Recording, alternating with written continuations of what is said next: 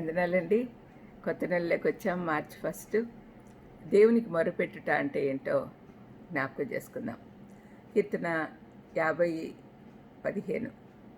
ఆపత్కాలంలో నీవు నన్ను గూర్చి మొరపెట్టుము, నేను నిన్ను విడిపించెదను, నీవు నన్ను మహింపరచెదవు. కీర్తన 55:16. అయితే నేను దేవునికి మొరపెట్టుకొందును, యెహోవా నన్ను రక్షించును. కీర్తనకారుడైన దావీదు తన సొంత అనుభవంతో వీటిని రాశాడు. మొదటిసారిగా బైబిల్లో దేవునికి ఎవరైనా మొరపెట్టుట అనేది ఆదికాండం 4:26లో కనపడుతుంది. ఇక్కడ మరియు షేతునకు కూడా కుమారుడు పుట్టెను, అతనికి ఏనోషు అని పేరు పెట్టెను. అప్పుడు యెహోవా నామమున ప్రార్థన చేయుట ఆరంభమైంది.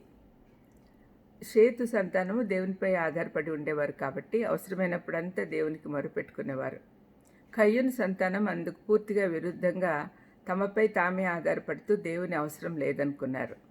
ఆ తర్వాత మనం అబ్రహాం గురించి ఆదికాండము 12:7లో యెహోవాకు ఒక బలిపీఠం కట్టెను అని చూస్తాం. ఆ తర్వాత ఆదికాండము 26:5లో ఇస్సాకు కూడా అదే పని చేయడం చూస్తాం. దేవుని నామమున మొరపెట్టుట అంటే కృతజ్ఞతాస్తుతులు చెల్లించుచు ఆయన సన్నిధికి వెళ్ళి ఆరాధించి విన్నపాలు వినిపించి క్రీస్తు నామంలో అడగటమే అంటే ప్రార్థన చేయడం.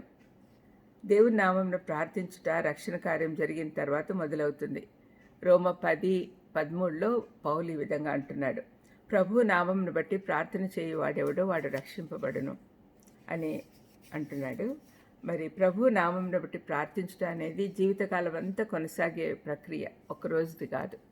దానికి కారణము కీర్తనకారుడు 116:2లో చెప్తున్నాడు, ఆయన నాకు చెవి యొగ్గెను కావున నా జీవితకాలం అంతయు నేను ఆయనకు మొరపెట్టుదును అంటున్నాడు. మనం మొరపెడుతుంటే ఆయన వంగి మన వింటాడు. కొరింథీలోని సంఘంను పౌలు ఆయన మనకు సమీపంగా ఉన్నాడు కనుక ఆయన నామమున మొరపెట్టండి అని చెప్తూ ఉన్నాడు. సత్యంతో పిలిచిన వారికి అంతా ఆయన పలుకుతాడు. అది క్రైస్తవులకు ఉన్న ప్రత్యేకత. స్టెఫను క్రీస్తుని గురించి ప్రకటిస్తూ ఉన్నప్పుడు అక్కడ వింటున్న వారందరూ అతన్ని తిరస్కరించారు, రాళ్లతో కొట్టి చంపారు. చనిపోయేటప్పుడు దేవునికి మొరపెట్టినాడు, క్రీస్తు మహిమను చూశాడు. ఆపదల్లో ఉన్నప్పుడు ఆయనకు మొరపెడితే ఆయన తప్పక వింటాడు అనేదానికి ఒక ఉదాహరణ ఇది. ఆయన ఎప్పుడు మనకు సమీపంగానే ఉంటాడు, వినడానికి సిద్ధంగా ఉన్నాడు.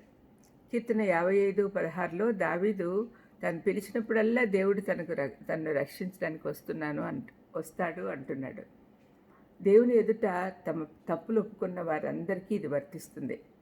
అప్పుడు వారు తమను తాము తగ్గించుకొని ఆయన నామమున ప్రార్థించి కరుణించమని బ్రతిమలాడతారు. అప్పుడు వారు రక్షింపబడతారు. తమ కొరకు యేసుప్రభు దైవ తీర్పు అనుభవించాడని నమ్మిన వారందరూ రక్షింపబడి దేవునితో ఆనందంతో కూడిన సంబంధం కలిగి ఉంటారు. ప్రతి సందర్భంలో విశ్వాసులమైన మనము దేవుణ్ణి పిలిచే ఆధిక్యత కలిగి ఉన్నాం. ఆయన పలుకుతాడు. ఇర్మియా 33:3లో నాకు మొరపెట్టుము, నేను నీకు ఉత్తరం ఇచ్చేదను అని దేవుడు అంటూ ఉన్నాడు. వాగ్దానం చేసినవాడు నమ్మదగినవాడు. ప్రార్థన చేసుకుందాం. దయమేడ యేసునాయన స్తోత్రం ప్రభా. అవును తండ్రి, ఎంత ఆదరణ కలిగించే మాటలు, నువ్వు పిలిస్తేనే పలుకుతావు. అవును తండ్రి, ఇటువంటి నమ్మకంతో సంతోషంగా మేము జీవించేదానికి నేర్పించమని యేసుక్రీస్తు నామమున వేడుకొంచున్నాను తండ్రి. ఆమేన్. God bless you.